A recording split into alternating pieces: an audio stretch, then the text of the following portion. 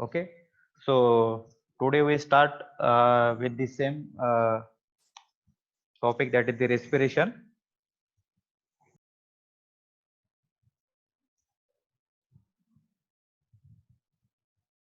So in the previous lecture we discussed about the respiration process which are completed in glycolysis and Krebs cycle step.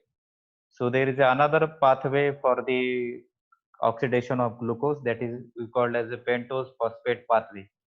It is called as a PPP, or hexose monophosphate shunt, or this is the phosphogluconate pathway which are discovered by the scientists Warburg and Dinkin, and this, therefore this also pathway known as the Warburg and Dinkin pathway. So the why this pathway is discovered, because sometimes when this glucose which are formed in the photosynthesis process, instead of they are entered into the glycolysis and Krebs cycle, they are directly oxidized into carbon dioxide and water. So it is also called as an alternate pathway for the oxidation of glucose molecule. And particularly because why this occurs, because of some presence of some compound, that is iodoacetate, fluorides or arsenates. So because of this presence of this, there is a inhibition of glycolysis, and this which leads to alternate pathway. Okay, and in this pathway the ATP does not produce, but the another form of energy, that is we call as a NADPH, they are formed in this process, and it is oxidized. It is not oxidized in the electron transport system, but it acts as a hydrogen acceptor and electron donor for the synthesis of fatty acid and steroids. So this pentose phosphate pathway, they are consist of two distinct phases. So in this phase, the first phase is the hexose is converted into pentose, and in the second step, the pentose is again converted into hexose. So here there is a pentose sugar is the main intermediate compound which are help to oxidize the glucose molecule into 6 molecules of carbon dioxide. Okay, so this process particularly they are occurs in the matrix of the mitochondria, and therefore, so in this process of oxidation of glucose 6-phosphate leads to formation of 6-phosphogluconic acid. So it is a pentose phosphate, and in this process the whatever the glucose molecule, they are oxidized without entering into the glycolysis, and there is a formation of carbon dioxide and water. So here there is a reaction is given, 6 glucose 6 phosphate gives rise to, in the presence of 12 NADPH2, forming 5 glucose phosphate. Okay, so it is called as a pentose phosphate, and 12 NADPH2 plus 6 molecules of carbon dioxide is released. Okay, and particularly this provides the ribose sugar for the synthesis of nucleic acid, and it is also required for the secamic acid pathway, which are required for the nucleic acid biosynthesis. And in this process, that is pentose phosphate pathway, ATP is not produced, but NADPH is serve as a hydrogen, that is acceptor and electron donor for the synthesis of fatty acid and the steroids, and therefore this pathway is also called as phosphogluconate pathway.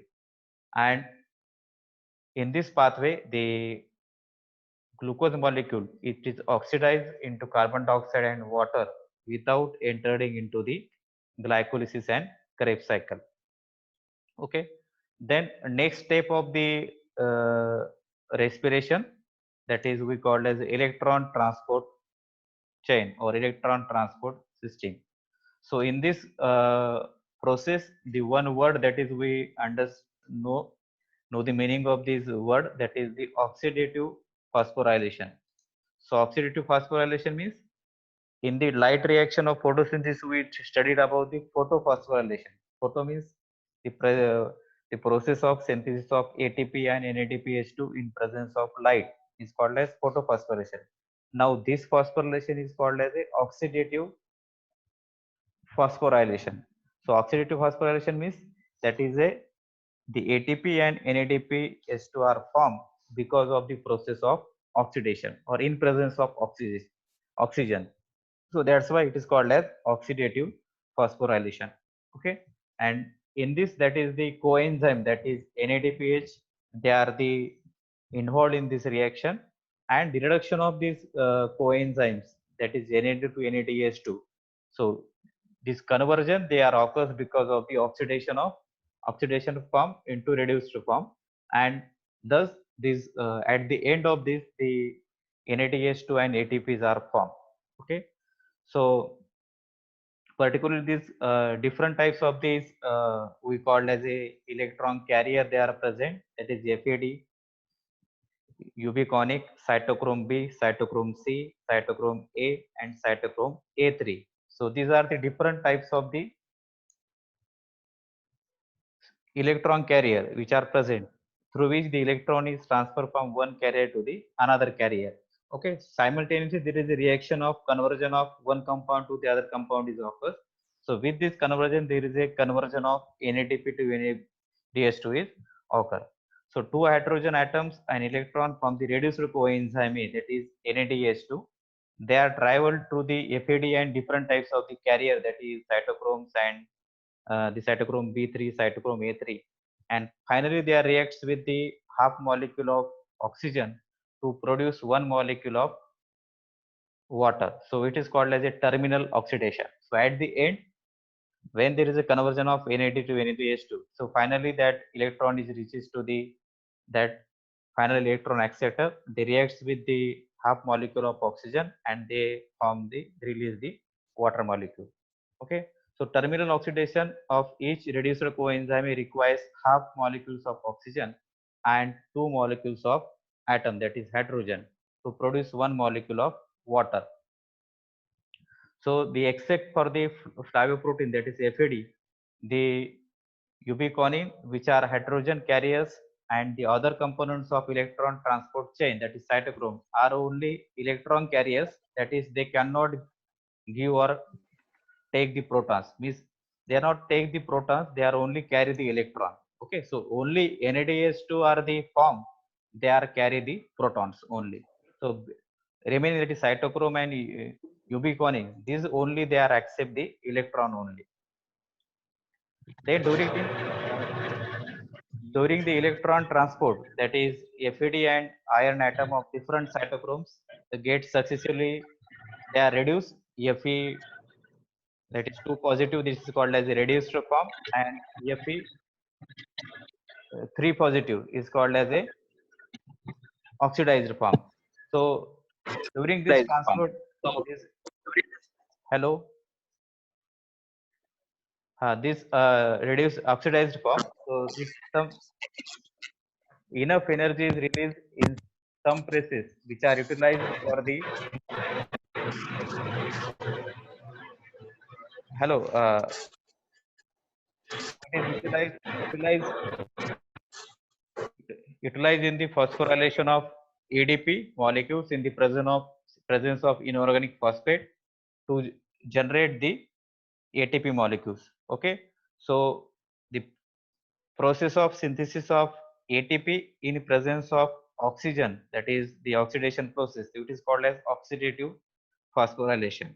Okay, then we come to the what is the actual energy budget of this respiration. So one molecule of ATP is consist of 7.6 kilocalorie energy in it. So it is synthesized at each place when electron is transferred from NADPH2 to FAD. It is reduced to cytochrome B to cytochrome C, and from reduced to cytochrome A to cytochrome A3. Okay, and this oxidation of one molecule of reduced NADH2, they are produce the formation of 3 ATP. So one molecule of NADPH2 produce is equal to the 3 molecules of ATP, and one molecule of FADH2 is equal to the 2 molecules of ATP. So these molecules they are formed during this electron is transfer from one carrier to the another carrier. Okay, so mostly in the eukaryotes, the terminal oxidation of this mitochondrial NADH to result in the production of 3 ATPs. But in case of some of the other some species, sometimes it yields only 2 ATPs. Means general rule is the 3 ATP, but sometimes it yields only 2 ATPs, and therefore two reduced enzyme, that is NADPH, to produce per hexose sugar molecule during the glycolysis, which yield, that is the 2.24 ATPs molecules instead of 6 ATP. Okay, means sometimes the ATP molecules means 2 into 2 means that instead of formation of 4 ATPs, there is a formation of 6 ATP molecules per NADP S2, or 2 molecules of NADP S2. So complete oxidation of that glucose molecules, which results in the formation of, now because of these 2 ATPs, they are less formed because of formation of 2 ATPs per NADH2. So total 36 ATP molecules are formed in most of the eukaryotes. Okay. Then we know that the total energy which are produced during this respiration is 686 kilocalorie. Okay. So out of this 686 calorie, so the energy which are released through 38 ATP is about 273.6 kilocalorie. Okay, so it is near about 40% of the 686. Okay, so means every glucose molecule, they are produces 40% energy through ATPs, and remaining 60% energy is released as a heat during the process of respiration. Okay, so there is a huge amount of energy is released during this process of respiration. So that's why the mitochondria is called as a powerhouse of cell. Okay, means through ATP and through rest of the energy through the transfer of electrons. See, whatever total energy they are produced is 686, but through ATP, that is, it is the 273.680 kilocalorie. Then ATP molecules which are produced at the end, because we do joining this pyrophosphate with ATP, and this energy they are released during this release produced in this process, they are utilized during the various metabolic activities of the cell. Okay, so now we come to the our point, that is the what is the difference between the oxidative phosphorylation and phosphorylation. Okay, or it is also called as a photophosphorylation. So what is the difference between oxidative phosphorylation and phosphorylation? So major difference is the uh, oxidative phosphorylation is occurs during the respiration in the Krebs cycle, or in the respiration last step, that is electron transport system. And this photophosphorylation, they are occurs during the photosynthesis.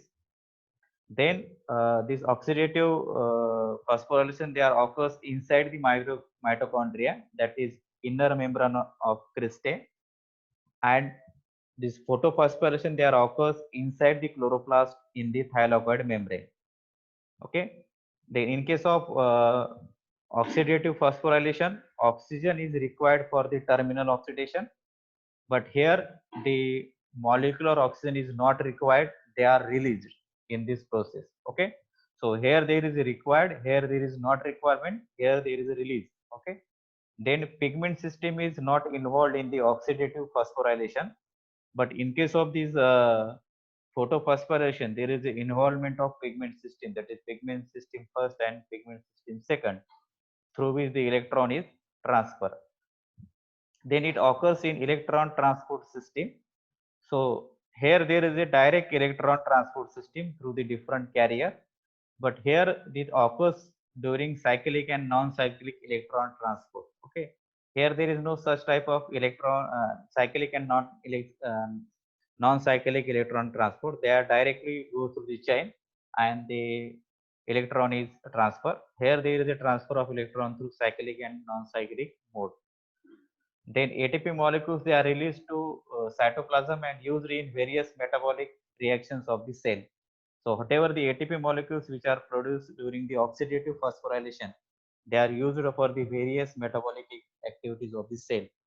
And here ATP molecules which are synthesized during this photophosphorylation, they are used for conversion of carbon CO2 into carbohydrate, that is in the process of, that is the dark reaction. Okay, so this is the major difference between the oxidative phosphorylation and photophosphorylation. Okay, so in the examination sometimes this difference is asked. Write down the difference between oxidative phosphorylation and photophosphorylation. So oxidative phosphorylation is occurs in respiration, and photophosphorylation they are occurs in photosynthesis. Then what is the efficiency of respiration?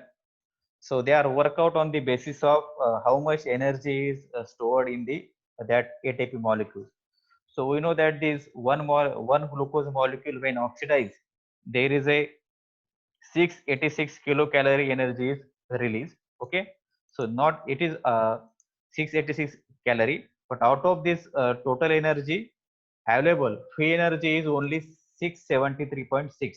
Means 686 is the total quantity, but only free is 673.6. Okay, and we know that the one single ATP molecules they are contain 7.3 kilocalorie. Okay, means only one molecules of ATP contain 7.3 kilocalorie. So the efficiency of respiration expressed as, so efficiency of respiration is equal to kilocalorie of energy conserved in ATP divided by total free energy available. Okay, so total kilocalorie energy is conserved in ATP is 38 ATP. So 38 into 7.3 and divided by total free energy available, that is 673.6, that is 38 into 7.3 divided by 673.6 into 100, it gives rise to 41%. So 41% is the efficiency of respiration. Means when one glucose molecule is oxidized, then 40% energy is released in the form of ATP. Remaining 60% is lost or released as a heat. Okay, then this is the efficiency of anaerobic respiration. So in anaerobic respiration only two ATP molecules are formed and total free energy is only 47, so the efficiency is only 31%. Then in the efficiency of fermentation, that is 36.5% is the efficiency. So this efficiency is 40% of this when the cellular respiration is occurs. Okay, then our next topic is the respiratory quotient. So it is also called as RQ. So this topic is common for your theory and practical syllabus. Okay, so what is the meaning of respiratory quotient? So it is the ratio of volume of carbon dioxide released to the volume of oxygen taken or volume of oxygen absorbed during the respiration at constant temperature and pressure by a given weight of tissue is called as respiratory quotient, or it is also denoted by the RQ. Okay, so the formula of RQ is volume of carbon dioxide divided by volume of oxygen. So this value of respiratory quotient is depend upon the what is the nature of respiratory substrate. So what is the nature of this respiratory substrate, on that this RQ value is depend. Okay, and substrate, and another point, that is the what is the amount of oxygen is present in that respiratory substrate. So on that these 2 points the RQ value is depend. Okay, when the respiratory substrate is carbohydrates, this hexose sugar is oxidized in respiration, the RQ value is 1 or unity, because we know that in the glucose molecule there is a 6 molecules of oxygen is required and there is a 6 molecules of carbon dioxide is evolved. So RQL is volume of CO2 divided by volume of O2, means oxygen, divided by 6 divided by 6 is equal to 1, or it is also called as unity. So RQ value of this carbohydrate is 1. Therefore when respiratory substrate is carbohydrate, then RQ value is always 1. Then when fat is the respiratory substrate, when fat is acts as a respiratory substrate, and then RQL is less than 1. Okay, so why?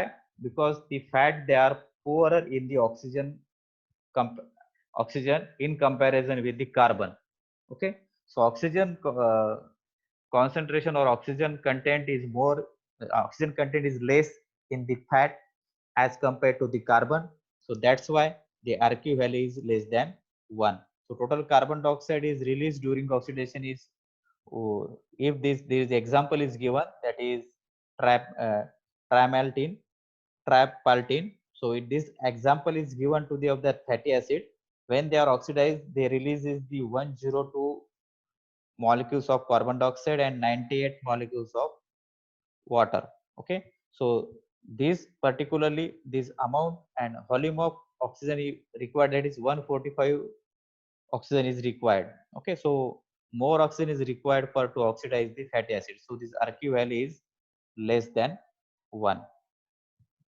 Then fat is oxidized in the respiration, usually during the germination of fatty acid or germination of fatty seeds. So seed contain the seed containing the food in the form of that fatty acid. That's oxidation is there occurs during their germination. Then when organic acid, and then when this oxidation are when this organic acid is acts as a respiratory substrate, then RQ value is become a more than 1, because these organic acid, they are rich in oxygen concentration and require less oxygen for their oxidation. So example is given malic acid. The 3 molecules of oxygen is required to release 4 carbon dioxide. So 4 divided by 3, that is 1.3.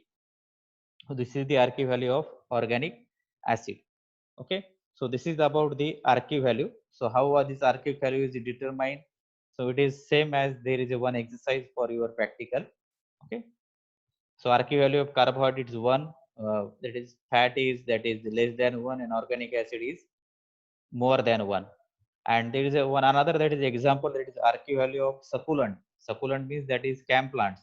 The RQ value of this cam plant is 0. Why 0? Because the rate of respiration is very less in case of the succulent plant. So that's why the RQ value of succulent is 0. Okay. So here there is a one table is given. So we discuss in the that previous lecture how much amount of that ATP and NADPH2 are formed. So total there it is the 38 ATP molecules they are produced. Total is 40 gain, but 2 are they are utilized in the glycolysis. So that's why, so in the glycolysis 10 produce, 2 utilized. So in glycolysis 8, and in the Krebs cycle there is a 30 ATPs. So near about that is total is the 38 ATPs produced per glucose molecule is oxidized. Okay, so this is about the one table is given. So in this table we understand that where these ATP and NADPH2 are formed. Okay, now our next topic, that is the what is the different factors which affect the rate of respiration. Respiration. So these factors, the particularly external factors. In case of these external factors, first factor is the temperature. So when there is a temperature increases, the rate of respiration is increases. So that is the means that increase is up to that optimum level. So the optimum temperature for the respiration is about 30 degrees Celsius. Minimum is 0 degrees Celsius and maximum is about 45 degrees Celsius. So when the temperature is less or there is a decrease in temperature, so that respiratory enzymes, they are become inactive, and there is a decrease in rate of respiration. Okay, and that's why the quality of fruits and vegetables which are stored at low temperature, that does not deteriorate, because of the reason behind that the rate of respiration is decline at very low temperature. And at very high temperature, the respiration is also slows down. Why?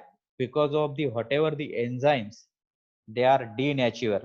Okay, so because of very low temperature, there is a inactivation of enzyme, and due to very high temperature, there is a denaturation of respiratory enzyme. So very high temperature and very low temperature, both they are reduces the rate of respiration, but with increase in the rate of respiration there is an increase on rate of increase in temperature, there is an increase in rate of respiration. Okay, but they are in between the some optimum range. Then second factor is the oxygen. So we know that oxygen is the respiration process is the oxidation process. So and there is a respiration in presence of oxygen, that respiration is called as aerobic respiration. So that's why if the concentration of oxygen is increases, then the rate of respiration is the more they can be compound, they can be oxidized. And particularly in higher plants, anaerobic respiration, that is they are producing the amount of alcohol which are they are toxic to the plant. So that's why the oxygen which are available to the plant for the respiration, so they are increases the rate of aerobic respiration and lowers the rate of anaerobic respiration. So in order to maintain the aerobic condition in the plant, so they are always maintain this oxygen concentration in their vicinity. So oxygen concentration, they at which the aerobic respiration is optimum and anaerobic respiration is top, that point is called as a extinction point for the that plant. Okay, so means at the point where the concentration of oxidation, aerobic respiration is optimum and anaerobic respiration is top, so that extinction point is recorded at that particular concentration of oxygen. Then due to it is observed that during the under the anaerobic condition, the much more sugar is taken up per quantity of yeast present in that, and it is consumed in the presence of oxygen. Okay, so the inhibition of rate of carbohydrate breakdown by oxygen is called as Pasteur's effect. Okay, so means when there is a reduction in the rate of respiration is because of the addition of sugar. Okay, so that's why because of this there is inhibition of the rate of carbohydrate breakdown by oxygen, then it is called as a Pasteur's effect. Then carbon dioxide, so higher concentration of carbon dioxide in the especially in the atmosphere,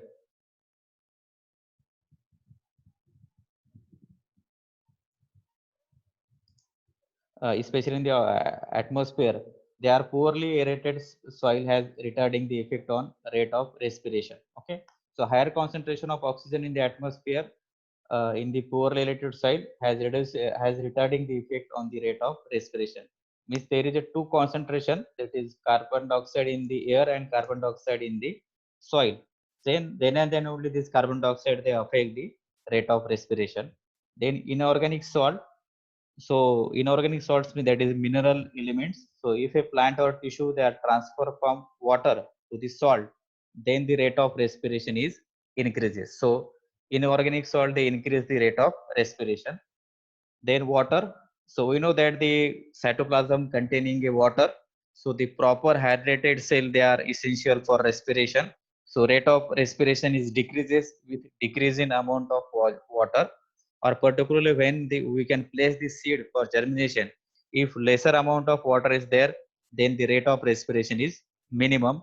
If proper water is supplied, then the rate of respiration is maximum. Okay, so in absence of this media, that is the water, the respiratory enzyme become inactive. Then the light, so there is no any direct effect of light on the rate of respiration. So we know that this the light affect the process of photosynthesis. If light is then more than the uh, process of photosynthesis is more, then more organic matter is available for the oxidation. So if photosynthesis is more, then and then only there is a respiration is also more, I mean, the rate of respiration is maximum. So that's why it is the indirect effect on respiration. Then wound or injury, so we know that when the some plant part they are injured because of some mechanical injury, so rate of respiration they are increased in that particular area, and such particular plant they are required the more energy, and they at particular that place the more respiration they are occurs, and the wounded cell becomes more meristematic to form a new cells and to healing that wound. Okay, so that particularly injury that heal because of the rate of respiration is increases. Okay, Then some internal factors, that is the protoplasmic factor. So amount of protoplasm they are present in the cell, and their states of activity, they influence the rate of respiration. So we know that in the rate of respiration is maximum in the meristematic area, okay, where the cell they are divided continuously. So they requires more energy, and therefore the such cells having greater amount of protoplasm and no vacuoles. Okay, so size of vacuoles is less in such cells if they are newly formed. Okay, and in old tissues the rate of respiration is more, and because of the lesser amount of active protoplasm. So in the old cell there is a size of vacuole is more, and there is a lesser amount of that protoplasm is present, so that's why the rate of respiration is lower in case of that mature tissues or old cell. Then concentration of respiratory substrate. So there is an increasing concentration of respirable full material, the rate of respiration is depend. So we study in this, that is the process of, that is RQ value. Then the whatever that concentration or nature, on that basis the RQ value is depend. And if this concentration of respiration, this concentration of respiratory substrate is decreases, then it leads to starvation condition. So so increase the concentration of respirable food material, they brings about the increase the rate of respiration. So maximum that is glucose or that respiratory substrate is available, then rate of respiration is more. Under the starvation condition, that is such as etiolated uh, leaves, or the rate of respiration they are slows down considerably, and in such etiolated leaves are supplied with some sucrose solution for a few days, even in dark condition, in the rate of respiration increases. So here there is a, when process is continue, that process they are carried out under the starvation period. So some of these, when the all the leaves they are fall, in such condition the petioles they are under the starvation condition. So if we supply these petiole leaves with a sugar solution, then the rate of respiration increases in that petiole leaves. Okay, so this is about the different factors which affect the rate of respiration. So this is the difference between the photosynthesis and respiration. So we know that the major processes which are occurs in the that plant, that is the photosynthesis and respiration. So this is the in uh, brief we take these differences. So photosynthesis they are occurs in presence of light. So it respiration they are occurs in light and also in present in absence of light, that is dark. So here there is a in photorespiration, sorry, there is a difference between here the substrate is glycolate, means the three two carbon compound, that is glycolate. Here the respiratory substrate is the carbohydrate, fat and protein. So it occurs in three different steps, that is the chloroplast, peroxisome and mitochondria. And this is the process that occurs only in cytoplasm and mitochondria. Then it occurs in temperate plant like uh, mainly the C3 plant, and it occurs in C4 plant, that is mitochondria, that is maize and sugarcane, or it is occurs in all the plants. Then it occurs in the green tissues of the plant, particularly photorespiration, and it occurs in all the living plants. The optimum temperature for this photorespiration is 20 to 35 degrees Celsius, and his cellular respiration is not temperature sensitive. Then this process increases with increased oxidation. This process increases with increased CO2 concentration. So this process is saturated at 2 to 3% O2 in the atmosphere, and beyond this the concentration there is no any increase in the process of respiration. Okay. Then hydrogen peroxide is formed during this reaction. Here the hydrogen peroxide is not in the cellular respiration. Then ATP molecules are not produced in case of photorespiration. Here several ATP molecules are produced. Then NADPS2 and FADS2, these are not produced in photorespiration, but these reduced form of this coenzyme, they are produced in cellular respiration. Then one molecule of ammonia is released in case of photorespiration. Here there is no any role of ammonia, or there is no ammonia is produced in case of cellular respiration. So this is the major difference between the photorespiration and the normal respiration or cellular respiration. So photophosphorylation does not occur. Here the oxidative phosphorylation there occurs. Okay, so it is difference between the photorespiration and respiration. Then this is the respiration between difference between the respiration and photosynthesis. So it is catabolic process, it is anabolic process. So it is destruction or oxidation of food, it is manufacture of food. Light is not essential for respiration. In photosynthesis, light is very much essential. Okay, then carbon dioxide, oxygen is absorbed and oxygen is liberated. Carbon dioxide is and water is produced. Carbon dioxide fixed and carbon containing. Okay, so this is the so we go through this difference between respiration and photosynthesis, and also there is some aerobic and respiration and anaerobic respiration. Okay, so we go through three. I'm already shared these notes with you. Okay, so you have any difficulties regarding this? So our time of meeting is now going to end in 1 minute. So you have any difficulties? uh, we schedule one lecture tomorrow or day after tomorrow. So during that you can may ask question regarding this topic. Okay. Yes. Anyone have sir any? हे जे notes पाठवणार आहात का तुम्ही? हो हो पाठवतो. Thank you sir. Okay. ठीक है. You have any difficulty, you may ask on the call or in the message also. Okay.